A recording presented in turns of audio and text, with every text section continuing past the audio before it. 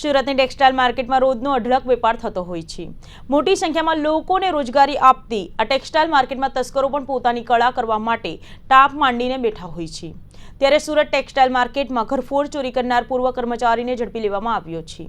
થોડા દિવસ અગાઉ લાખો રૂપિયાની લાલચમાં આવી જઈને ચોરીનો પ્લાન ઘડ્યો હતો, જો કે પકડાઈ જતા સમગ્ર ભાંડો ફૂટી ગયો હતો। સુરત ટેક્સટાઇલ માર્કેટમાં થયેલી ઘરફોડ ચોરીનો ભેદ ઉકેલાયો છે। ટેક્સટાઇલ માર્કેટમાં આવેલા સાઈ ડ્રેસીસ નામની દુકાનમાં ચોરીનો બનાવ બન્યો હતો। પૂર્વ કર્મચારી દિનેશ પુરોહિત આ દુકાનમાં 2 વર્ષ અગાઉ કામ કરતો હતો। આ દરમિયાન દુકાનમાં રોજની લાખોની આવક અને નફાને જોઈને ચોરીનો પ્લાન બનાવ્યો હતો, જેના માટે તેણે મોકો જોઈને ચોરી કરી હતી।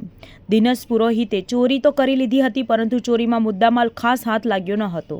જોકે પોલીસના હાથે પકડાયેલા દિનેશ પુરોહિત પાસેથી કુલ્લે 55,000નો મુદ્દામાલ કબજે કરવામાં આવ્યો હતો।